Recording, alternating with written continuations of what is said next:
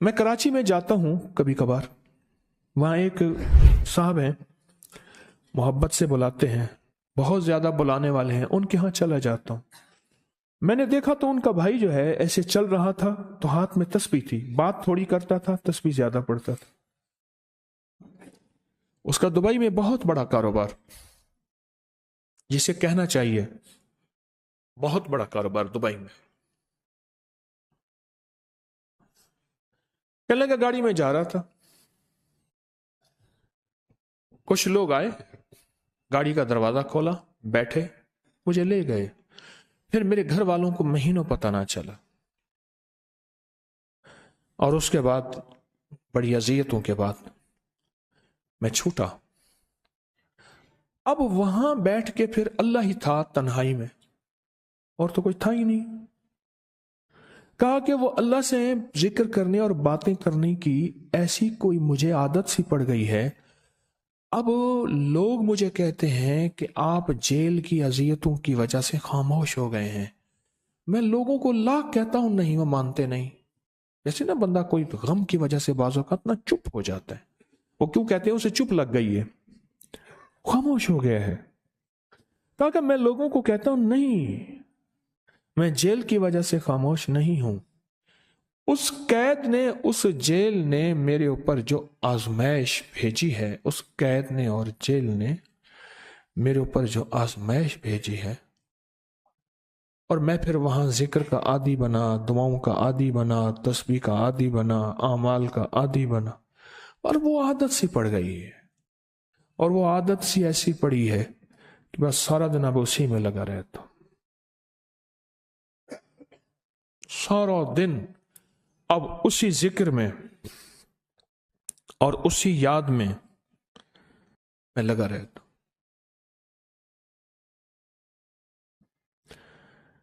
کہیں ایسا نہ ہو ہم بھی اگر ذکر سے غافل ہوئے، تسبیح سے غافل ہوئے، خدا نہ خواستہ ایسی آزمائش آ جائے اور پھر ہم ذکر اور تسبیح اور اعمال کے عادی بن جائیں، اللہ سے عافیت مانگے۔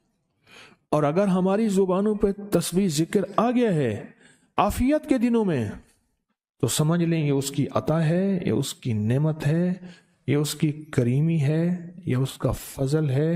اس نے بہت بڑی آزمائش سے پہلے ہمارے اوپر اتنا کرم کر دیا، اس کا بہت بڑا کرم ہے۔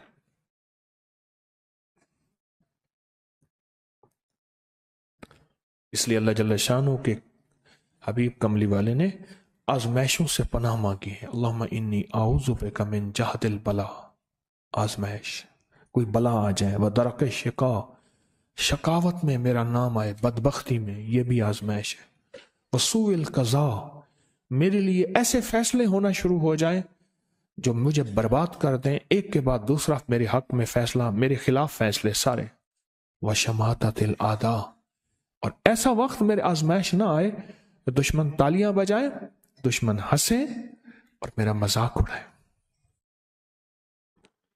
اس لیے میرے آقا نے، میرے حضور نے آزمائشوں سے پناہ مانگی ہے، عافیت مانگی ہے۔ اللہم انی اعوذ بک من زوال نعمتک، اللہ نعمت دی پھر اس کا زوال آ گیا، وتحول عافیت، عافیت دی اور تو نے چھین لی۔ اللہم انی اعوذ بک من زوال نعمتک وتحول عافیتک وفجاءت نقمتک وجمیع سخطک، اے اللہ کو میرے اوپر ایسے حملے ہوں اور سختیاں میرے اوپر شروع ہوں، مولا میں اس سے پناہ مانگتا ہوں۔ میں مانگتا کیا ہوں؟ ربنا آتنا فی الدنیا حسنۃ، اس سے دنیا کا بہترین پیکج مانگتا ہوں، وفی الآخرۃ حسنۃ، تو اس سے آخرت کا بہترین پیکج، شاندار، لاجواب، بہترین۔ ہاں، آزمائشیں، مصیبتیں، تکلیفیں، حوادث، حادثات، ناکامیاں، بیماریاں، پریشانیاں، میں نہیں مانگتا مولا۔ اللہم انی اعوذ بک من الہم والحزن، ہم کہتے ہیں ٹینشن کو، انزائٹی کو، اسٹریس کو، ڈپریشن کو، اندر غم ہے باہر پتہ ہی نہیں، اس کو ہم کہتے ہیں، اور حزن کہتے ہیں جس پہ ہائے ہائے ہو، अल्लाह मैं तुझसे अंदर का दुख जो मुझे दीमक की तरह खाए और बाहर का दुख जो मुझे तड़पाए, अंदर का दुख खाए और बाहर का दुख तड़पाए, अल्लाह मैं उससे पनाह मांगता हूं। हम्मे वल हुस्न आज्ज़ वल कसल, ऐसा कि मैं आजिज हो जाऊं या मेरे पर सुस्ती गालिब हो जाए। कितने लोग ऐसे हैं उनके ऊपर सुस्ती गालिब है, बहुत बड़ी मुसीबत है जिंदगी की। मेरे आका कमली वाले ने इससे पनाह मांगी। अल्लाह के हबीब मेरे आका ने आजमाइशों से पनाह मांगी है। मिनल अल्लाहुम्मा इन्नी औज़ु बिका मिनल फ़क्र वल कुफ्र, ऐ मेरा मौला मुझे कुफ्र से और फक्र से बचा।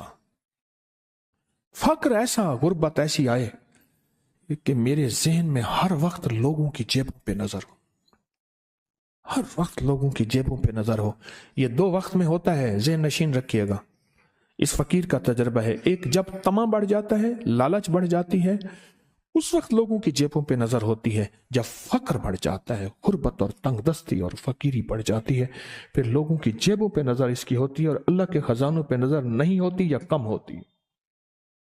ऐ मेरा मौला मुझे फक्र से बचा और कुफ्र से बचा, कि ऐसा वक्त ना आए मैं अपना दीन बेच बैठूं, अपना ईमान बेच बैठूं। हमारे एक मुखलिस थे अब्दुल वहीद सुलेमानी साहब रहमतुल्लाह अलैह, कहने लगे अनारकली में मेरा एक दोस्त था, तो मैं उस दोस्त के साथ जिंदगी गुजरी, पंजाब यूनिवर्सिटी में इकट्ठे पढ़ते थे। तो फिर पता चला कि वो बहुत मालदार हो गया। इस्लामाबाद के एक बहुत बड़े सेक्टर में गया तो उसका घर देखा, गाड़ियां, बड़ा घर, और यहां उसके पास एक पुरानी सी पतलून होती थी और गुर्बत होती थी और अनारकली के किसी ऊपर चुबारे के किसी कमरा लिया हुआ था। तो मैंने उसका नाम लेके पूछा ये क्या? उसने ऐसे सीने पे हाथ रख के कहा बस यही बेचा है, अब बाकी सब ठीक है, सीने पे ईमान बेचा है, सब कुछ मिल गया। अल्लाह मेरे पर वो वक्त ना ला जब मेरे ऊपर फक्र गालिब आ जाए या कुफ्र आ जाए।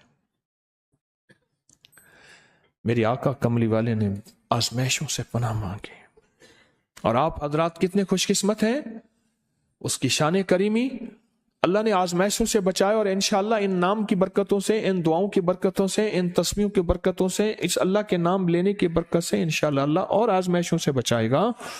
अल्लाह ने बगैर आजमाइशों के हमें अपना नाम दे दिया,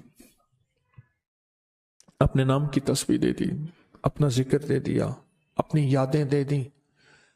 किसी जगह मुंह से अल्लाह निकल जाता है, कहीं रहमान निकल जाता है, कहीं बिस्मिल्लाह निकल जाता है। अबू अब्दुल्ला मगरबी फरमाते हैं मैंने रसूलुल्लाह सल्लल्लाहु अलैहि वसल्लम को ख्वाब में देखा, अर्ज किया मुझे अल्लाह से एक हाजत है, किस वसीले से दुआ मांगू? अर्ज किया मुझे अल्लाह से एक हाजत है, किस वसीले से दुआ मांगू? कोई अमल बता दें, कोई वसीला बता दें आका। मैंने हुजूर से ख्वाब में सवाल किया तो आपने इरशाद फरमाया जिसको भी अल्लाह से कोई हाजत हो उसे चाहिए वो सजदे करे, यानी 2 रकात अदा करे और सजदे की हर रकात में 40 मरतबा आयत करीमा पढ़े, जो मैं अमल में बताया करता हूं, ला इलाहा इल्ला अंत सुब्हानका इन्नी कुन्तु मिनस सालिम। जब भी कोई मुश्किल हो, उलझन हो, परेशानी हो, कोई तकलीफ हो, कोई मसला हो, तो मेरे हुजूर ने फरमाया कि तू ऐसा कर, तू ऐसा कर, तू क्या कर, तो नफिल पढ़, हर रकात में सुभान रब्बियल आला के बाद 40 मरतबा आयत करीमा पढ़, और पढ़ ऐसे डूब डूब के, मांग मांग के, गिड़गिड़ा के, भिखारी मोहताज साइल और मंगता बन के पढ़। اور حدیث میں آیا کہ کوئی مصیبت زدہ اس کو نہیں پڑھتا جس کی مصیبت دور نہیں ہوتی. آیت کریمہ کو فرمایا کوئی مصیبت زدہ اگر پڑھ لے اس کی مصیبت دور ہوتی ہے. اور ایک اور حدیث میں ہے کہ کبھی ایسا نہیں ہوا کہ کسی مسلمان آدمی نے کسی چیز کے لیے اسے پڑھا ہو اور اس کی دعا قبول نہ ہوئی ہو. اور اس کو ترمذی اور نسائی نے روایت کیا ہے. میرے آقا فرماتے ہیں کہ میں جب شب معراج میں میرا ایک شخص پر گزر ہوا جو نور عرش میں چھپا ہوا تھا. عرش کے نور میں اتنا ڈوبا ہوا تھا، خود چھپا ہوا تھا عرش کے نور میں. میں نے پوچھا یہ کون ہے؟ یا کوئی فرشتہ ہے؟ فرمایا نہیں. میں نے کہا تو پھر یہ کون ہے؟ فرمایا ایک انسان ہے. جب دنیا میں تھا تو یاد خدا اسے اس کی زبان پر تر و تازہ رہتی تھی، اس کا دل مسجد میں لگا رہتا تھا. آج اللہ کے حضور یہ نور عرش کے نور میں اتنا ڈوبا ہے کہ خود چھپ گیا. دو چیزوں کی وجہ سے. ایک، اس کی زبان ہر وقت اللہ کی یاد سے تر و تازہ رہتی تھی. جو دم غافل سو دم کافر، میں نے مرشد سبق پڑھایا ہو. حضور کہتے ہیں میں مرشد کے پاس گیا، میں نے کہا حضرت کو نصیحت فرما دیں. فرمایا میری نصیحت یہی ہے جس دم غافل ہوگا سمجھ لے وہ دم تیرا کافر ہے. اور کافر کے معنی اصل ہیں انکار کے. وہ تیرا دم اللہ کے ساتھ جڑا ہوا نہیں ہے. اور میں ذکر کرنے والوں کی مثال زندہ کی ہے اور ذکر نہ کرنے والوں کی مثال مردہ کی ہے. حضرت خالد بن ولید نے فرمایا ایک طرف ہزاروں تھے اور فرمایا مجھے چند دے دیں. تو پوچھا آپ کو چند کیوں دیں؟ کہا وہ سارے مردہ ہیں، وہ کلمہ پڑھنے والے نہیں تھے، وہ سارے مردہ ہیں. مجھے چند کلمہ پڑھنے والے دے دیں، یہ سارے زندہ ہیں اور یہ غالب آئیں گے. اور یہی ہوا اور یہ کلمہ پڑھنے والے غالب آ گئے. آپ نے فرمایا کہ غافلوں کے درمیان اللہ کی یاد میں لگا رہنے والا ایسا ہے جیسے خشک درختوں کے درمیان سبز درخت ہو. اور جو غافلوں کی جماعت میں جو خدا کی یاد میں لگا رہتا ہے اللہ ہی اس کو جنت میں ٹھکانہ دکھائے گا. اس ویڈیو کو لائک اور شیئر کریں. اب کریے یوٹیوب چینل کو سبسکرائب کریں اور روزانہ زیادہ سے زیادہ سبسکرائب کروائیں. آپ دوسروں کے لیے صدقہ جاریہ بنیں گے. اللہ پہلے آپ کے دکھ ڈالے گا.